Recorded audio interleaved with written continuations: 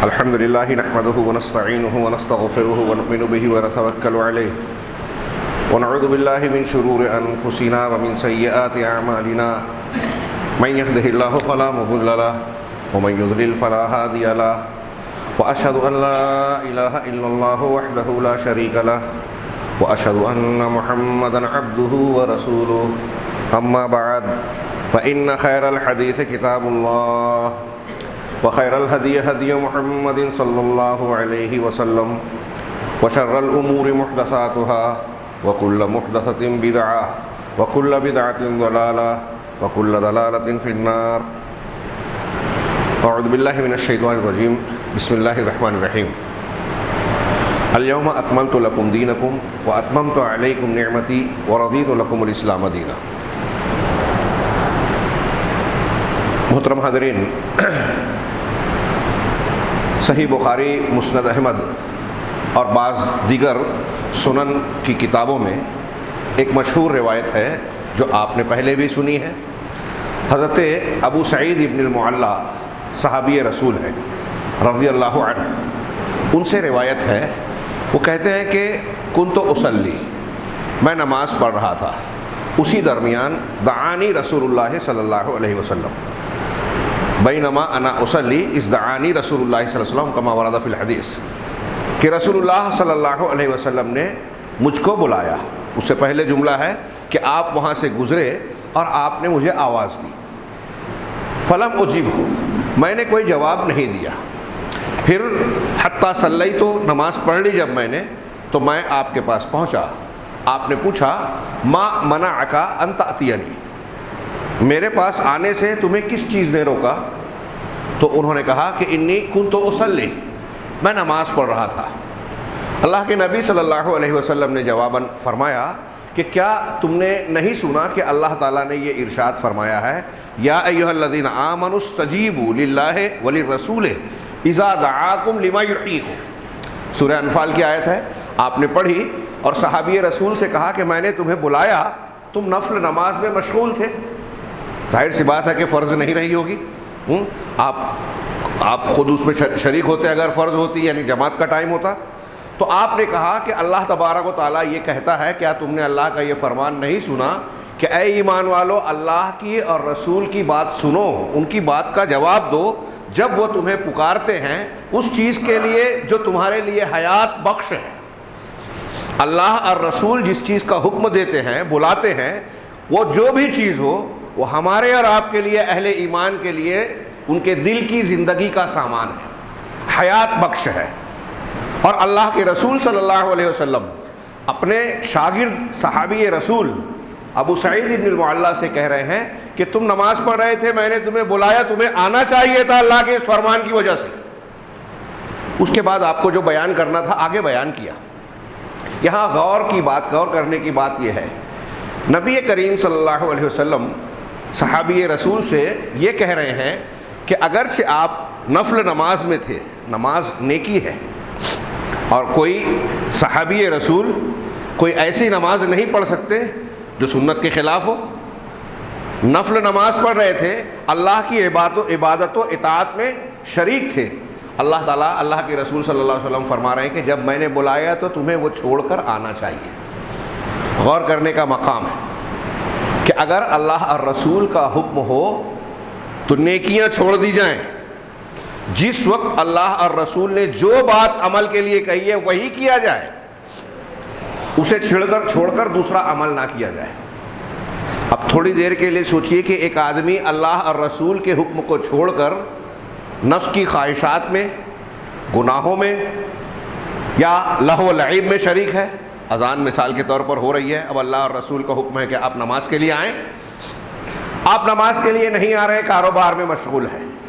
کاروبار نفل نماز سے اہم ہے، بعض اوقات بعض معاملات میں ہو سکتا ہے، لیکن یہاں اس کو سامنے رکھ کے دیکھیں کہ اللہ اور رسول بلا رہے ہیں زندگی بخش چیز کے لیے، یا پھر کوئی اور ایسا کام. یہ کاروبار تو جائز چیز ہے، کوئی ناجائز کام میں آدمی مشغول ہے، جیسے آج کل ہمارے ہاں لوگ کرکٹ دیکھ رہے ہیں، موبائل پر مشغول ہیں، کوئی گندی چیز، کوئی فلم، کوئی اور چیز اس طرح کی دیکھ رہے ہیں، گناہ کی دیکھ رہے ہیں، دیکھیں گے بعد میں نماز پڑھ لیں گے.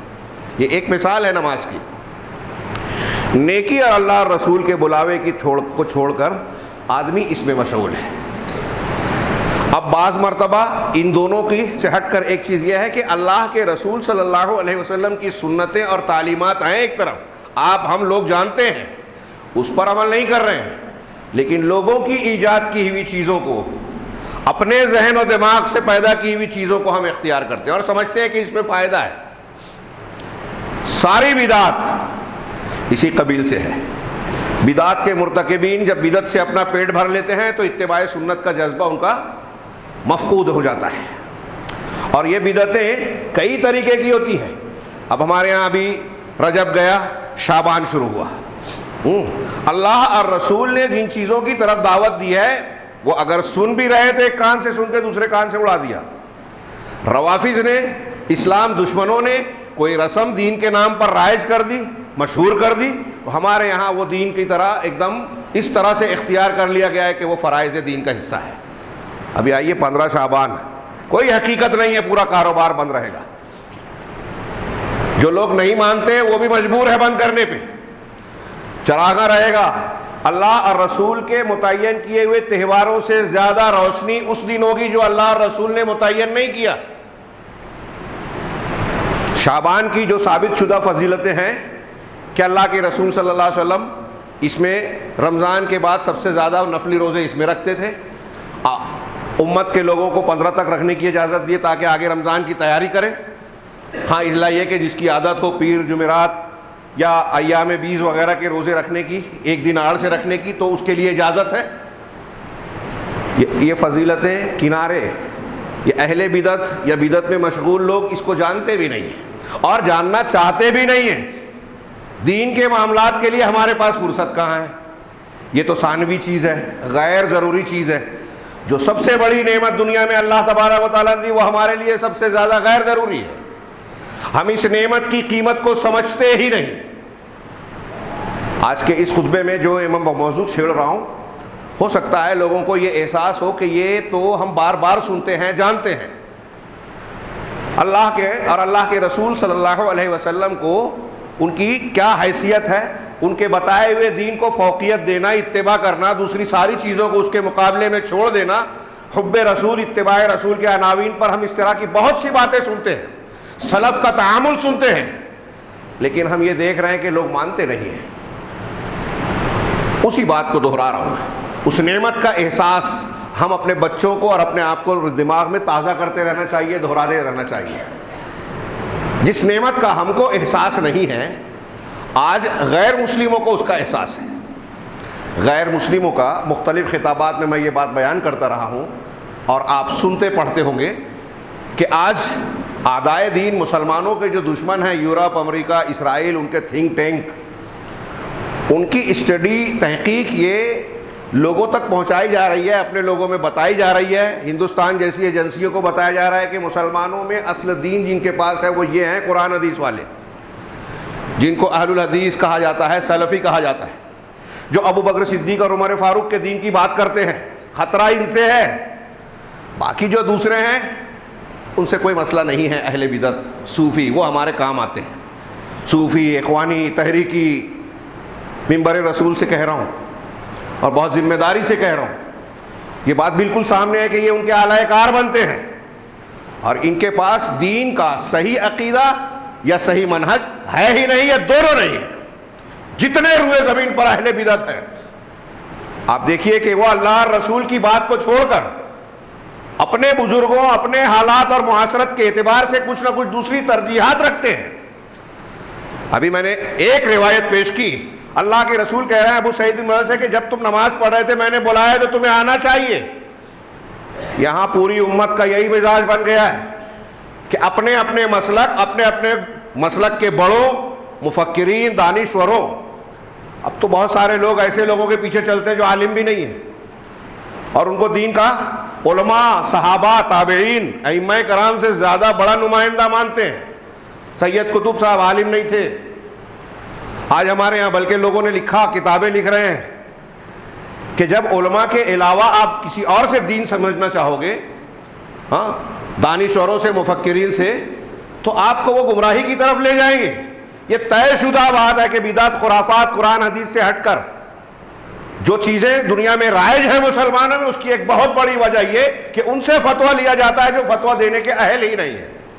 چھوٹا موٹا معاملہ نہیں ہے، یہ بہت بڑی گمراہی کا باب ہے، لیکن وہ کسی اور موقع پر وہ مستقل موضوع اور یہ آتی رہتی ہے بات۔ یہاں عرض یہ کرنا ہے کہ غیر مسلموں کو بھی اس بات کا علم ہے، آج بھی اسٹڈی کر کے کہتے ہیں کہ جو قرآن و حدیث کو ماننے والے ہیں وہ اصلی مسلمان ہیں، اور ان سے ہمارے دین کو، ثقافت کو، تہذیب کو خطرہ ہے، ان کو نشانہ بنایا جائے، ان پر نظر رکھی جائے۔ پوری دنیا میں نظر رکھی جا رہی ہے اہل الحدیث پر، ہوائی بات نہیں ہے، یہ آن ریکارڈ ڈھونڈ سکتے ہیں آپ پوری دنیا میں۔ یہ کوئی ڈرنے کی، پریشان ہونے کی نہیں، خوشی کی بات ہے کہ اہل باطل کو یہ پتا ہے کہ صحیح کون ہے، لیکن جو صحیح ہونے کے دعوے دار ہیں ان کو پتہ نہیں ہے۔ اور یہ آج کی بات نہیں ہے، ماضی میں بھی تھا۔ حضرت عمر فاروق، مسند احمد، بخاری مسلم کی بہت مشہور روایت ہے نا، حضرت عمر فاروق رضی اللہ تعالیٰ عنہ کے پاس ایک یہودی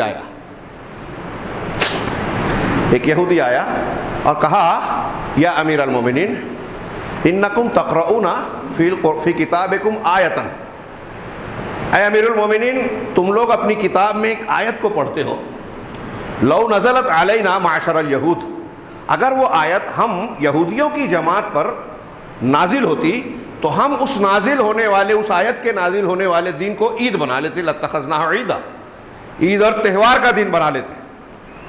تو حضرت عمر فاروق نے کہا کہ وہ کون سی آیت ہے؟ تو وہ یہودی پڑھ رہا ہے، یہ یہودی کہہ رہا ہے، اس کا شعور دیکھیے، یہ آیت بہت سے مسلمان آج نہیں سمجھ رہے ہیں جو اس وقت یہودی سمجھ رہا تھا، اور آج بھی بہت سارے اعدائے دین سمجھ رہے ہیں۔ اس یہودی نے امیر المومنین سے کہا کہ وہ آیت وہ ہے الیوم اکملت لکم دینکم واتممت علیکم نعمتی ورضیت لکم الاسلام دینا، آج کے دن میں نے تمہارے دین کو مکمل کر دیا۔ یہودی اس کو شاندار آیت اور ایسی آیت قرار دے رہا ہے کہ جس دن یہ نازل ہوئی اس دن عید بنانا چاہیے، دین مکمل ہو گیا۔ واتممت علیکم نعمتی، اور میں نے تمہارے لیے، تم پر اپنی نعمت کو پورا کر دیا۔ ورضیت لکم الاسلام دینا، اور تم سے بطور دین اسلام کو پسند کر لیا تمہارے لیے، اب کوئی دوسرا دین قابل قبول نہیں ہوگا۔ اس میں سے ایک ایک جملہ ہے نا، یہ اپنے اندر معنی کے سمندر رکھتا ہے۔ اگر ہم اور آپ اچھی طرح سمجھیں الیوم اکملت لکم دینکم یعنی اسلام مکمل ہو گیا، تو اب کسی نئی چیز کی کوئی گنجائش ہے ہی نہیں۔ روئے زمین کی ہر فکر، ہر وہ چیز جو قرآن و حدیث سے ہٹ کر ہے، ہر وہ عمل، ہر وہ عقیدہ جو قرآن و حدیث اور صحابہ کے یہاں نہیں ہے، وہ سب رد ہو گیا اس لیے کہ دین اسی وقت مکمل ہو گیا۔ اب جو بھی نئی چیز آئے گی وہ بدعت ہے، دین کا حصہ نہیں بن سکتی۔ یہ پنکھا، لاؤڈ اسپیکر، موبائل، کمپیوٹر، ہمارے ہاں اہل بدعت جب بدعت کی تائید کرنے پہ آتے ہیں تو کہتے ہیں یہ بھی تو نئی چیز ہے، اس کو بھی چھوڑ دو، یہ دین ہے کیا؟ جہالت کی باتیں کر کے دین کو ثابت کرنے کی کوشش کرتے ہیں۔ اگر یہی بات ہے تو ہماری پوری تاریخ میں صحابہ نے، تابعین نے، تبع تابعین نے، ائمہ دین نے جن بدعات کا رد کیا، سب کو یہی جواب دیجیے آپ کہ آپ کے دور میں کوئی نئی چیز ایجاد ہوئی، آپ اسے استعمال کر رہے ہیں، جب اس کی گنجائش ہے تو دین میں بھی بدعت کی گنجائش ہے۔ رسول اللہ صلی اللہ علیہ وسلم کی یہ باتیں مذاق ہے؟ ہر جمعہ میں آپ کہہ رہے ہیں کہ دین میں ہر نئی چیز بدعت ہے، ہر بدعت گمراہی ہے، روز ہر جمعہ کو دہرا رہے ہیں۔ اس کا مطلب یہ ایک بنیادی سبق ہے جس کو روز ہر ہفتہ تازہ کرنے کی ضرورت ہے، اسی کو آج میں دہرا رہا ہوں۔ یہودی کہنے کہا جب کہ ہم اس دن کو عید بناتے جس دن یہ آیت نازل ہوئی تھی، تو عمر فاروق نے کہا کہ اللہ کی قسم میں اچھی طرح جانتا ہوں کہ یہ آیت کس دن نازل ہوئی اور کس گھڑی نازل ہوئی تھی، اور وہ ہمارے لیے اللہ کی طرف سے عید ہی ہے۔ یہ میں وضاحتاً کہہ رہا ہوں، وہ عشیۃ عرفہ، عرفہ کے دن کی شام میں جمعہ کے دن نازل ہوئی تھی۔ حج میں عرفہ کا دن سب سے اہم ہوتا ہے، الحج عرفہ، اور پھر جمعہ کا دن بھی تھا۔ دوہرا ہمارے ہفتے کی عید جمعہ ہے، اور عرفہ کا دن بھی ایک طریقے سے ایام حج اور وہ 9ویں تاریخ ذی الحجہ کی تہوار کا کی حیثیت رکھتا ہے، عید الاضحیٰ کا موقع۔ تو حضرت عمر فاروق نے کہا کہ ہم اس کو اچھی طرح جانتے ہیں۔ میں یہاں اس روایت سے استدلال دو باتوں پر کر رہا ہوں۔ یہودی کہہ رہا ہے کہ ہم عید بناتے، اتنی عظیم الشان یہ آیت ہے، گویا یہودی اس آیت کے معنی اور مفہوم کو سمجھ رہا ہے کہ اللہ تبارک و تعالیٰ اپنی نعمت کے مکمل کرنے اور دین کے کامل کرنے کا جو اظہار کر رہا ہے چھوٹی موٹی بات نہیں ہے. دین مکمل ہو گیا. علامہ ابن قیم کہتے ہیں کہ نعمت مطلقہ، بہت سی نعمت ہے انسانوں کو اللہ نے دی ہے، لیکن مطلق نعمت جو ہر حیثیت سے بطور نعمت ہمارے اور آپ کے لیے مفید ہے، وہ ایسی نعمت ہے جس کا فائدہ ہماری اپنی زندگی سے لے کر ابد الآباد تک، اس دنیا میں مرنے تک اور مرنے کے بعد دوسری دنیا تک، مرنے کے بعد کی برزخی زندگی اور اس کے بعد اس کا جو فائدہ پہنچے. ایک نعمت ہے دولت، شہرت، پیسہ، رشتہ دار دنیا میں ہمارے کام آ رہے ہیں، نعمت ہے. لیکن دولت آنکھ بند ہوتے ہی بیکار ہو جائے گی، بلکہ آنکھ کھلی رہنے میں بھی بعض مرتبہ کام نہیں آتا. ایسی بہت سی نعمتیں ہیں. یہ نعمتیں مطلق نہیں ہیں، ان کا فائدہ ہماری ضرورت اور وقت کے اعتبار سے ہے.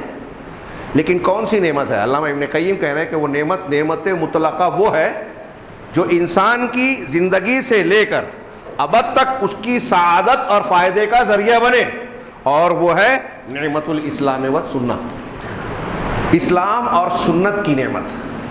اللہ تبارک و تعالیٰ نے جو دین دیا، الیوم اکملت لکم دینکم واتممت علیکم نعمتی، اور رسول اللہ صلی اللہ علیہ وسلم نے جو تعلیمات دی جس کو ہم سنت و حدیث کہتے ہیں، یہ نعمت ایسی ہے کہ آج اگر کسی انسان کو مل جائے اور واقعی اس نعمت کی قدر وہ پہچان کے اس کی قدر کرے، اس ہدایت کو قبول کرے، تو قیامت آنے والے زندگی میں بھی اسے فائدہ. تھوڑی دیر کے لیے سوچئے کہ دنیا کی کوئی بھی چیز ہم خریدتے ہیں، لاتے ہیں، حاصل کرتے ہیں، جس پر خوش ہو رہے ہیں. گھر بنا لیا، بہت شاندار گھر بنایا، بلڈنگ بنا لی، کتنے دن چلے گا وہ؟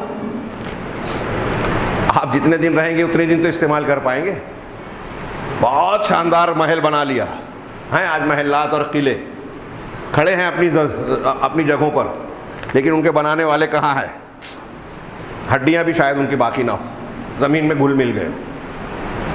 تو یہ نعمت ان کے پاس ہے ابھی؟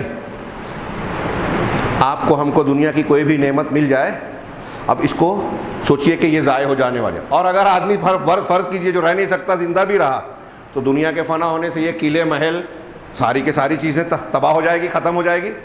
یہ نعمت مطلقہ نہیں ہے. لیکن تھوڑی دیر کے لیے سوچئے کہ جو لوگ جنت میں جائیں گے، جنت کی نعمتیں، اس کی تفصیلات آپ سنتے ہیں، جو نہ کسی آنکھ نے دیکھا، نہ کان نے سنا، نہ دل پہ کھٹکا. ایسی نعمتیں جس کو ہم سوچ نہیں سکتے. کھانے پینے کی چیزیں، دیگر لذت کی چیزیں، حوریں، پھل، نہریں مختلف قسم کی، خوشنما مناظر. وہاں اکتاہٹ نہیں ہوگی، ہٹنے کا دل نہیں ہوگا، کسی چیز سے بوریت نہیں ہوگی. جو بندہ چاہے گا وہ ملے گا. جنت کی ایک عورت کے سر کی دوپٹے کی لکڑی دنیا اور دنیا کے اندر کی ساری چیزوں سے بہتر، اللہ کے رسول نے فرمایا، غلط نہیں ہو سکتی. کتنی عظیم نعمت ہے. اب تھوڑی دیر کے لیے سوچئے کہ ایک بندہ، اللہ ہم کو ان میں شامل کرے، جنت میں جاتا ہے. کتنے دن ہم نے محنت کی ہے یہاں، نماز، روزہ، حج، زکوٰۃ اور دیگر صبر اور دیگر اللہ اور رسول کی جو تعلیمات ہے اس کے مطابق جو بھی عمل کیا، کوتاہیوں کے ساتھ کر رہے ہیں. اب ان کوتاہیوں کے ساتھ ہم نے جو بھی نیکیاں کی، ذکر و اذکار کیا، تلاوت کیا، عبادات کی، نیکیاں کی، غور کیجئے کہ اللہ تعالیٰ نے ہمیں جنت میں ڈال دیا. اللہ ایسا ہی کرے، ہم ان کو ان خوش قسمت میں لوگوں میں شامل کرے. ہم جنت میں اگر چلے گئے، ہمارے اعمال کتنے ہیں اور جنت کی نعمت کتنی زبردست ہے. ایک تو کوالٹی کے اعتبار سے جو ہم سوچ نہیں سکتے، اور پھر طوالت اور مدت کے اعتبار سے کہ اس کی کوئی انتہا نہیں ہے، وہ ختم ہی نہیں ہوگی. تو یہ اجرت کیسی ہے؟ اسی کو حدیث میں کہا گیا الباقیات الصالحات، وہ نیکیاں جو باقی رہنے والی ہے، جن کا اجر مسلسل ہے. یہ ہے نعمت مطلقہ، یہ ہے ہمیشہ کام آنے والی نعمت. وہ کون سی ہے؟ کس بنیاد پر یہ ہمیشہ کی نعمت ملے گی؟ آسان کھیل نہیں ہے. آج اچھے دنیا میں لوگ ماننے کو تیار نہیں ہیں.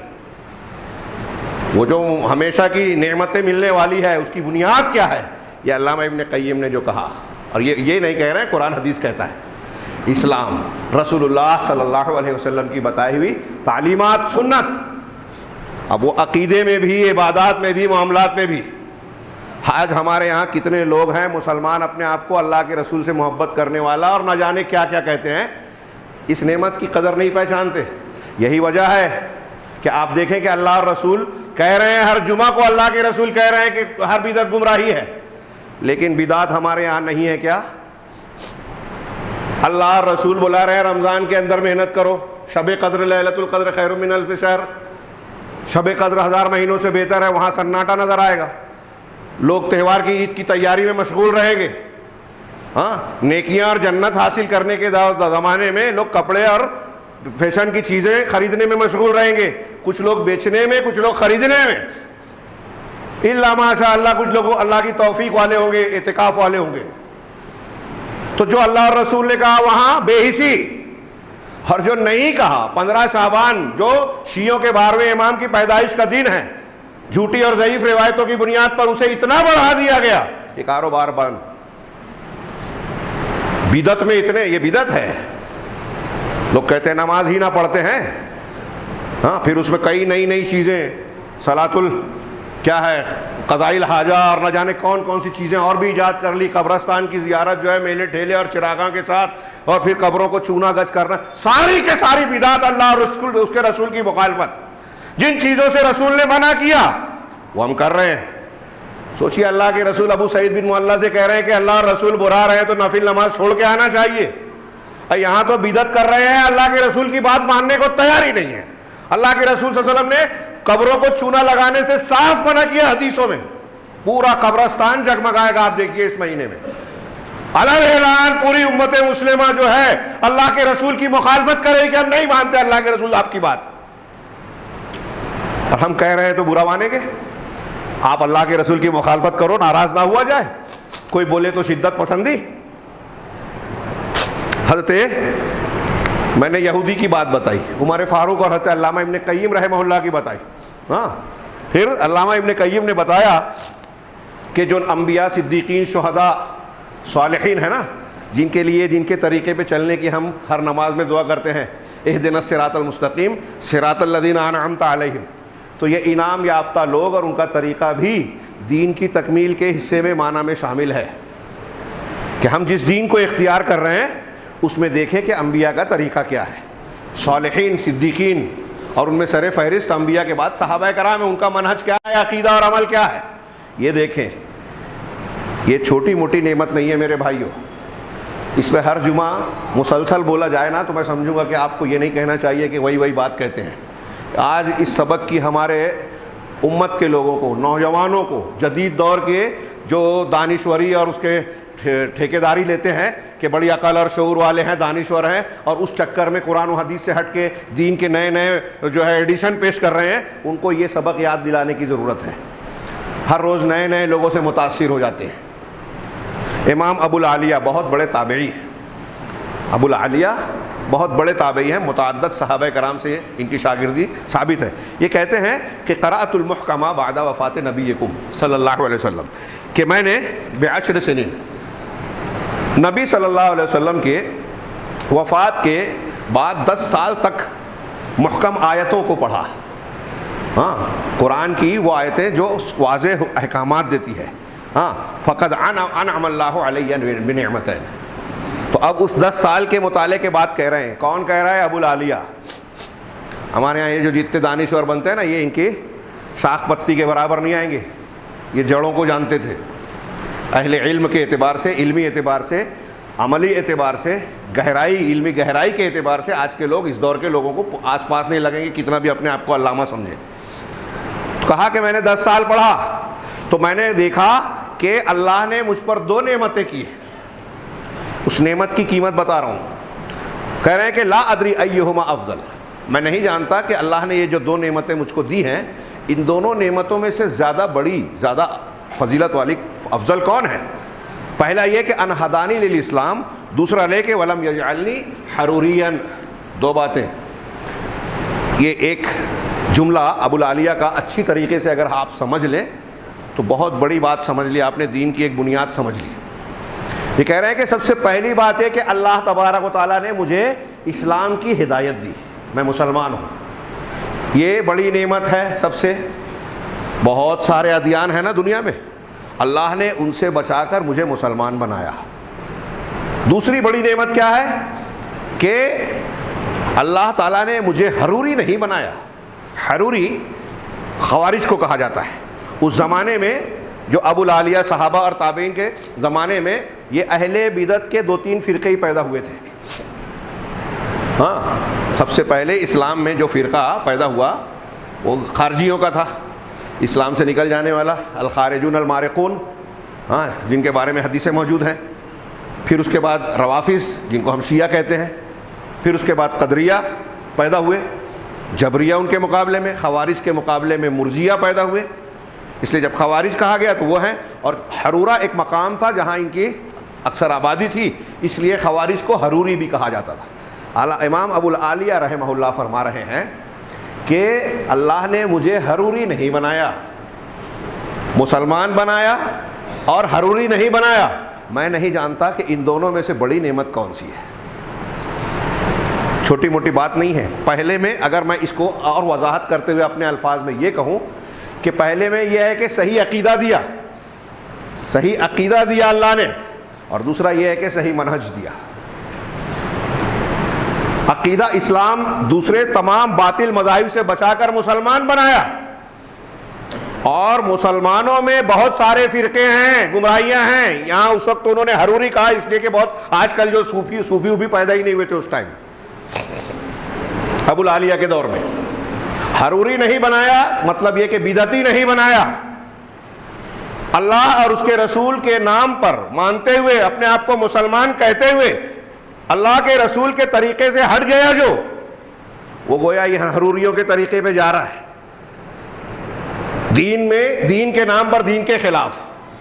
یہ ایک جملہ میں میرے بھائیو اچھی طرح سمجھ لیجئے کہ ہمارے لیے امام ابو العالیہ کہہ رہے ہیں کہ ہم مسلمان ہیں۔ تھوڑی دیر کے لیے تصور کیجئے، گھر جانے کے بعد اس کو سوچئے گا کہ اللہ نے ہم کو مسلمان بنایا، اگر مسلمان نہیں ہوتے تو کیا ہوتے؟ ہاں، بہت سے مذہب کے لوگ ہیں، ہم دیکھ رہے ہیں، عیسائی ہیں، یہودی ہیں، ہندو ہیں، جین مذہب کے، بدھ مذہب کے۔ سوچئے جا کے گھر میں اپنے اپنے طور سے کہ اگر ہم مسلمان ہونے کی بجائے ان میں سے کسی مذہب کے ماننے والے ہوتے تو ہمارا عقیدہ کیا رہتا، عمل کیا رہتا، زندگی کیسی رہتی، مرنے کے بعد کیا ہوتا۔ جتنا آپ سوچیں گے نا اسی قدر آپ کے دل میں اللہ کی اس نعمت کی قدر بڑھے گی کہ واقعی اللہ تبارک و تعالیٰ نے ہم پر اس سے بڑا احسان نہیں کیا۔ اب مسلمان ہونا کتنی بڑی نعمت ہے۔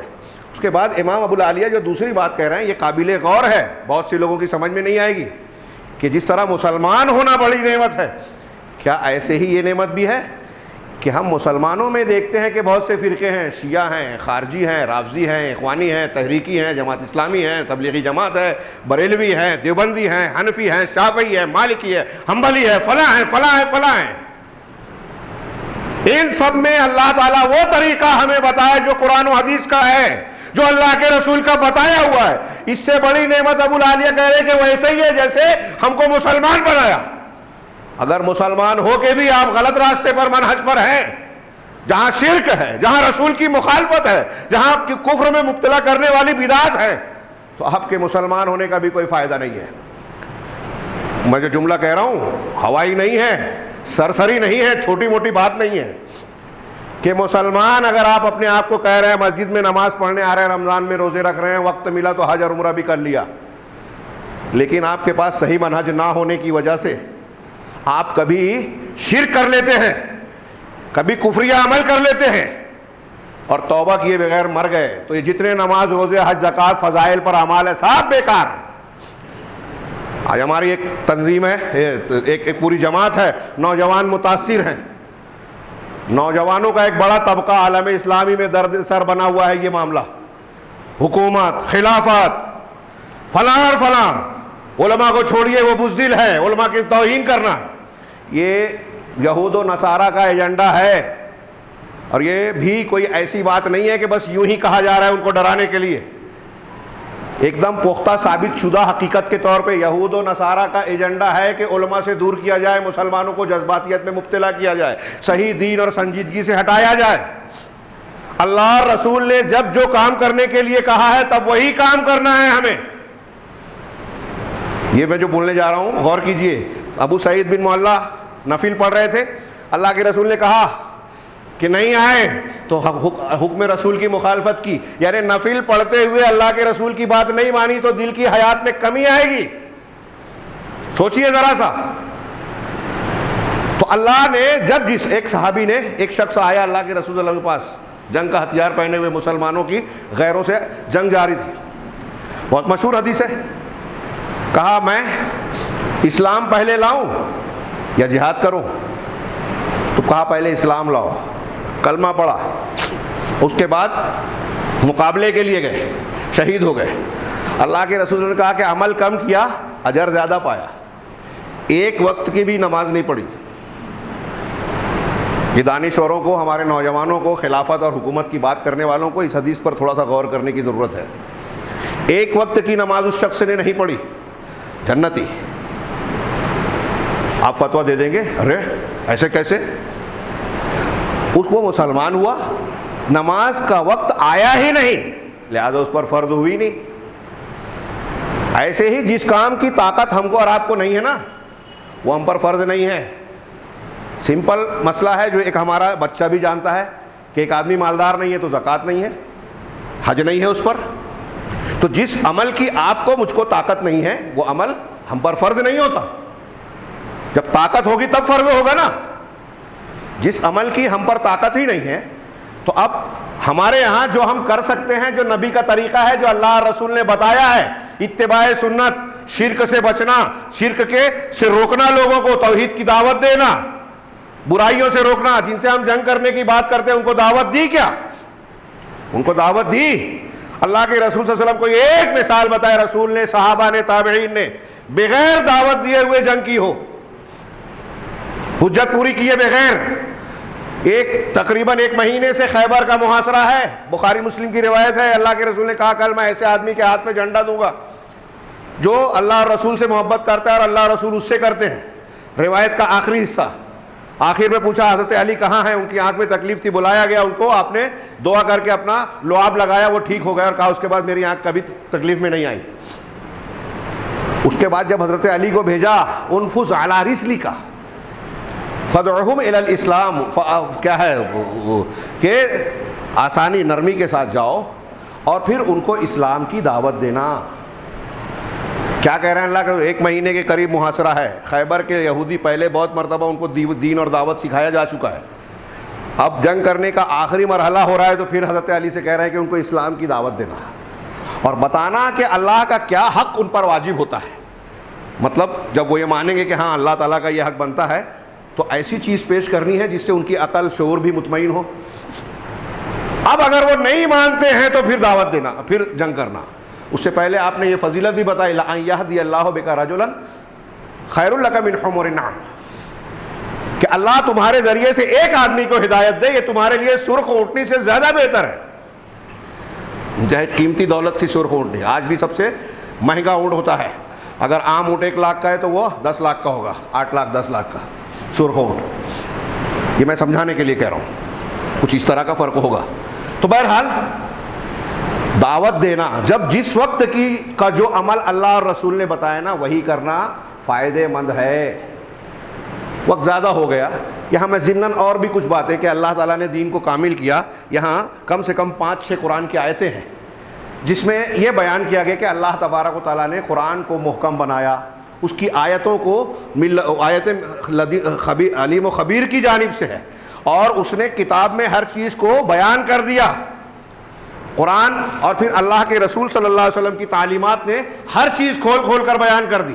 اس میں کچھ آیتیں یہ بھی ہیں کہ اللہ نے تم کو وہ باتیں بتا دی جو تم کو معلوم نہیں تھی، اور اللہ نے تمہارے لیے کیا حلال ہے کیا حرام ہے یہ بتا دیا. یہ قرآن کی کئی آیتیں ہیں. میں افسوس ہو رہا ہے کہ اللہ کا کلام ہمیں پڑھنا چاہیے، اس میں برکت بھی ہے، لیکن وقت زیادہ ہو گیا. ایک ایک کو اگر لوں تو اس کی تفصیلات میں کافی وقت درکار ہوگا، انشاءاللہ پھر کسی موقع پر. ہاں، حضرت عبداللہ ابن مسعود کہتے ہیں ان آیتوں میں جو مضمون ہے صرف اس کی طرف میں نے اشارہ کیا، اور اس کے بعد حضرت عبداللہ ابن مسعود رضی اللہ عنہ کی روایت کہ اللہ کے رسول صلی اللہ علیہ وسلم نے فرمایا کہ کوئی بھی ایسا عمل جو تم کو جنت سے قریب کرے، ہر وہ عمل جو تم کو جنت سے قریب کرے میں نے تمہیں اس کا حکم دے دیا، اور ہر وہ عمل جو تمہیں جہنم سے دور کرے میں نے تمہیں اس سے منع کر دیا. اب کوئی دانشور کوئی بہت بڑا فقیہ، امام، فلاں بزرگ، خواب دیکھنے والے پیر صاحب، کشف اور الہام والے بزرگ ایسے آ سکتے ہیں جو اللہ کے رسول صلی اللہ علیہ وسلم کی ان تعلیمات میں اضافہ کر دیں؟ جنت میں جانے کے کیا اسباب و ذرائع ہیں، ساری چیزیں رسول نے بتا دی اور حکم دیا کہ یہ کرو۔ جہنم سے بچنے کے کیا ذرائع ہیں اور جہنم میں لے جانے والی کیا چیزیں ہیں، سب بتا دیا، کوئی چیز چھوڑی نہیں۔ اب جو بھی نیا کام کر رہا ہے بدعتی، وہ ایک واقعہ ہے لمبا چوڑا، ایک بزرگ کا، خلیفہ واسق کے دربار کا بڑا لمبا چوڑا سوال جواب ہے۔ ابن ابی دعات سے ان کا سوال جواب تھا۔ ان کو لایا گیا، پوچھا کہ یہ تم کہہ رہے ہو مجھ سے منوانا چاہتے ہو، صرف اس کا جو مقصد ہے وہ پیش کرو، کیا اللہ یا رسول نے اس کا حکم دیا؟ صرف میری بات کا آپ جواب دیجئے۔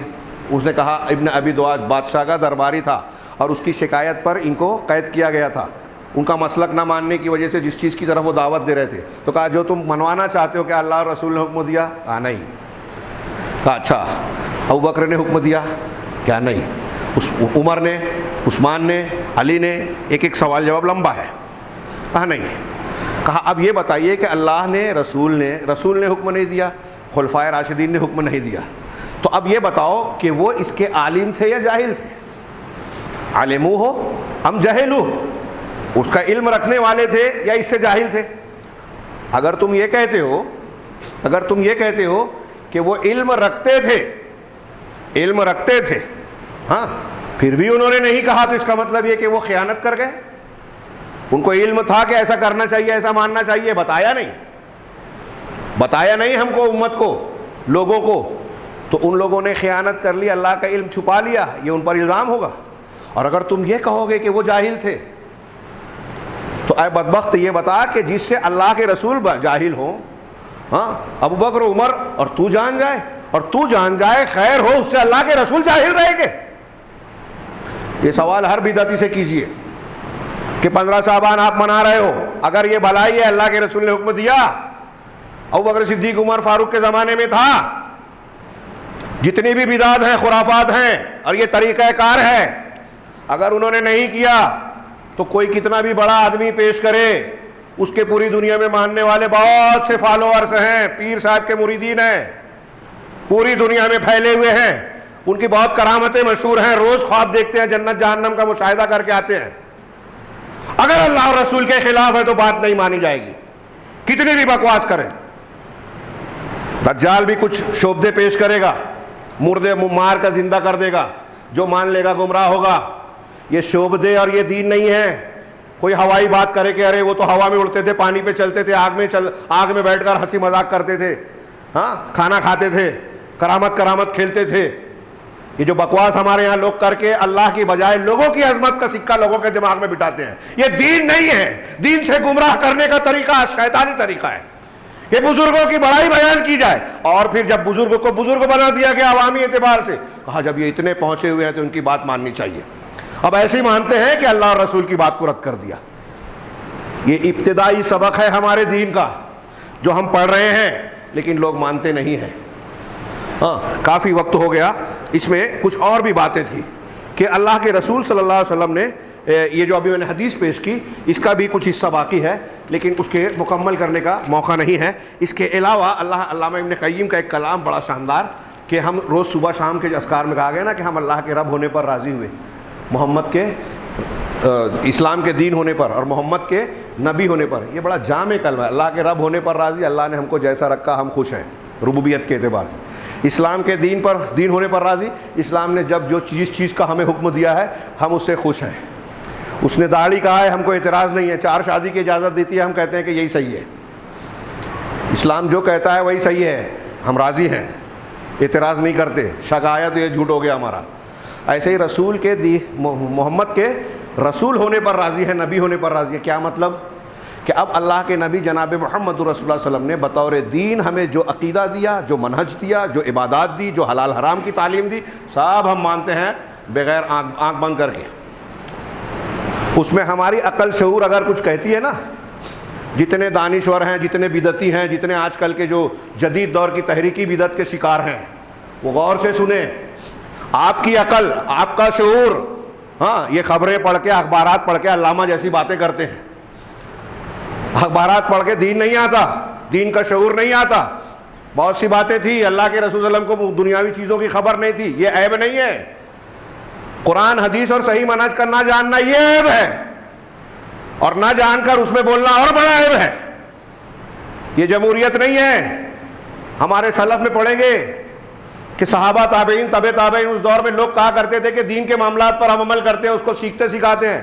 سیاسی حکومت اور اس کا معاملہ کوئی آئے تو وہ حکومت کے لوگ سمجھے, ہم کو اس سے کوئی لینا دینا نہیں ہے. اور یہاں ہر شخص اس میں بولنا اپنا کمال سمجھتا ہے چلتے پھرتے, یہ خارجیت اور جمہوریت کے نام پہ. میں ایک روایت پیش کر کے بات کو ختم کروں, ایک واقعہ جو آپ سن چکے ہیں. ہاں, العواصم من القواسم میں علامہ ابن العربی, یہ ابن العربی العربی اور ابن عربی دو الگ ہیں. یہ ابن العربی بہت بڑے سنی عالم ہیں. ان کی کتاب العواصم من القواسم صحابہ کے دفاع میں شاندار کتاب, تاریخ طبری اور دوسری کتابوں میں مفصل واقعہ ہے. العواصم من القواسم میں شارٹ میں حضرت ابو ہریرہ رضی اللہ تعالیٰ عنہ کہتے ہیں, والذی لا الہ الا ہو, اس ذات کی قسم جس کے سوا کوئی معبود نہیں ہے, عبادت کے لائق نہیں ہے. ہاں, لولا استخلفا ابو بکر لم یعبد اللہ او کما قال, کہ اگر حضرت ابو بکر صدیق کو خلیفہ نہیں بنایا گیا ہوتا تو اللہ کی عبادت شاید رک جاتی, نہیں ہوتی. قسم کھا کر 3 مرتبہ کہا تو لوگوں نے کہا یا ابا ہریرہ بس کرو, آگے بولو. تو حضرت ابو ہریرہ نے کہا کہ جب اللہ کے رسول صلی اللہ علیہ وسلم کی وفات ہوئی اس سے پہلے آپ نے 700 لوگوں کے ساتھ حضرت اسامہ بن زید کا لشکر بھیجا. 700 7000, ہاں, ایک لشکر کے ساتھ اسامہ بن زید کو بھیجا روم کی طرف. ابھی وہ ذی خشب ایک مقام ہے, وہاں پڑاؤ ڈالا تھا کہ رسول اللہ صلی اللہ علیہ وسلم کی وفات ہو گئی. میں اپنے الفاظ میں اختصار کے ساتھ بیان کر رہا ہوں. اللہ کے رسول کی وفات ہو گئی, لیکن ابو بکر صدیق نے اس لشکر کو آگے ہی بڑھایا. لوگوں نے کہا کہ ارے ابو بکر صدیق, رسول اللہ صلی اللہ علیہ وسلم کی وفات ہو گئی اور مدینہ کے اطراف کے کچھ قبائل مرتد ہو رہے ہیں, اسلام سے پھر رہے ہیں, اور آپ ان لوگوں کو روم کی طرف بھیج رہے ہو, اسامہ کے لشکر کو, جبکہ ہمارے ارد گرد میں لوگ کفر ارتداد کے شکار ہو رہے ہیں. حضرت ابو بکر صدیق نے کہا اللہ کی قسم اگر مدینہ میں کتے آ کر ازواج مطہرات کے پیروں تک پہنچ جائیں تب بھی میں اس لشکر کو واپس نہیں بلا سکتا جس کو اللہ کے رسول صلی اللہ علیہ وسلم نے آگے بڑھایا ہے, اور اس جھنڈے کو کھول ہی نہیں سکتا جس کو اللہ کے رسول صلی اللہ علیہ وسلم نے باندھا ہے. لوگ کہہ رہے ہیں کہ آپ لوگوں کو بھیج رہے ہیں اس لشکر کو, اور ہمارے یہاں خود ضرورت ہے. ابو بکر صدیق کہہ رہے ہیں کیا عقل یہی کہہ رہی ہے کہ ابھی یہ مدینہ کو خالی چھوڑ دینا, ہمارے لشکر چلا جائے تو مدینہ میں طاقت قوت نہیں رہے گی, اور یہ مرتد ہو رہے ہیں اطراف کے مدینہ پہ حملہ کر دیے تو. عقل کہہ رہی ہے نا یہ بات, یہ عقل و شعور کا تقاضا تھا. سیدنا ابو بکر صدیق عقل و شعور سے زیادہ اللہ اور رسول کی سنت پر تمسک جانتے تھے. دین جو انہوں نے سیکھا تھا, صدیق اکبر جو بنے تھے, اللہ اور رسول کے ایمان کا تقاضا سمجھتے تھے, لہذا انہوں نے عقلی شعوری اور حالات حاضرہ جو آج ہمارے آئے نا فقہ الواقع, بہت سے علماء جانتے نہیں ہیں حالات کیسے ہیں, یہ تو وہی رٹ لگاتے ہیں کہ ایمان تقویٰ رکھو گے تو سارے معاملات حل ہو جائیں گے, نماز سے مسئلہ حل ہوگا کیا؟ ہاں حل ہوگا. یہ اللہ ابو بکر صدیق کا واقعہ دیکھیے. یہ اسامہ کہتے ہیں, حضرت ابو بکر صدیق کہتے ہیں کہ اللہ کے رسول نے جو لشکر طے کیا, آگے بڑھایا, ہاں میں اسے نہیں روک سکتا, اور انہوں نے آگے بڑھا دیا. اب نتیجہ کیا نکلا کہ جب بھی حضرت اسامہ کا لشکر کسی قبیلے سے راستے سے گزرتا تو قبیلے کے لوگ کہتے کہ یہ مدینہ کے لوگ, ہاں ابھی رسول کی صلی اللہ علیہ وسلم کی وفات ہوئی ہے اور روم کے بادشاہ سے لڑنے جا رہے ہیں, روم کے لشکر کا مقابلہ کر رہے ہیں, ان کی طاقت بہت بڑی ہے, ہم تو کہیں نہیں لگیں گے. اپنی زبان میں کہہ رہا ہوں, ہمارا تو کوئی شمار نہیں ہے ان کے سامنے, یہ رومیوں سے لڑنے جا رہے ہیں تو ہم کس کھیت کی مولی ہے, لہٰذا ان کے خلاف ہمیں بغاوت نہیں کرنی چاہیے, ان کے خلاف آواز نہیں اٹھانی چاہیے, مخالفت نہیں کرنی چاہیے. لوگ خاموش بیٹھ گئے. جو ارتداد کا ارادہ رکھتے تھے وہ ارتداد سے رک گئے. اور مسلمانوں کا لشکر روم گیا، فتح حاصل کی اور کامیاب ہو کر واپس لوٹے، اور جب وہ رومیوں کو شکست دے گئے تو یہ قبائل خود بخود خاموش بیٹھ گئے کہ جب ان کی اتنی طاقت ہے کہ رومی لشکر ان کے سامنے نہیں ٹکا تو ہم کیا ہیں۔ یہاں سبق کی بات کیا ہے؟ سیدنا ابوبکر صدیق کی فضیلت، ایمان، صحیح طریقہ اور منہج کیا ہے؟ ایک طرف سنت ہے، ایک طرف عقل کا تقاضا ہے، حالات حاضرہ، سنت کو ترجیح دیجیے۔ اور دوسرا سبق یہ ملا کہ جب آپ ایسا کریں گے، سنت کو اختیار کریں گے، رسول کی بات مانیں گے، تو قرآن و حدیث کے جو وعدے ہیں نا، اللہ کی مدد آئے گی۔ ہمیں ایسا لگتا ہے کہ سنت پر عمل کرنے میں نقصان ہوگا، بیٹی بہن کو جو اللہ رسول نے متعین حصہ کیا ہے وہ دے دینے میں ہمارا گھر، ہمارا حصہ کم ہو جائے گا، ہمیں لگتا ہے۔ لیکن آپ اگر اس جذبے سے کرو گے کہ یہ اللہ کا حکم ہے، رسول کی تعلیم ہے، ہم یہی کریں گے، ہم کو برکت ملے گی، تو انشاءاللہ آپ کے مسائل۔ میں نے ایک مثال دے دی خالی، یہ جو حصے بکھرے والی ہے، دین کے سارے معاملات پہ سیدنا ابوبکر صدیق کا یہ طریقہ اور منہج اختیار کیا جائے۔ اور اس کی آج ہم مسلمانوں کو اس سبق کو بار بار دہرانے کی، اپنے نوجوانوں کو بتانے کی بہت شدید ضرورت ہے۔ اس منہج اور طریقے سے دور کرنے کے لیے دنیا کی ساری طاقتیں، وہ باہر کی ہوں یا مسلمانوں کے اندر جو اہل بدعت اور گمراہی والے لوگ ہیں ان کی ہوں، سارے لوگ ہمارے اس دین و ایمان کو بگاڑنے کے چکر میں، کوشش میں لگے ہوئے ہیں اور ہم غفلت کا شکار ہیں۔ اللہ تعالیٰ ہمیں بیداری عطا فرمائے، دین اور اس نعمت کی قدر و قیمت کو جاننے اور اس کی قدر کو پہچاننے کی توفیق عطا فرمائے، اور اس کا جیسا حق ہے ہم کو ادا کرنے کی توفیق دے، اور اس کے ذریعے سے دنیا اور آخرت میں ہمیں کامیابی سے نوازے۔ وآخر دعوانا الحمدللہ رب العالمین۔ بارک اللہ لنا ولکم فی القرآن المجید ونفعنا وإياكم بالآيات والذکر الحکیم، انہ تعالی جواد کریم ملک بر رحیم۔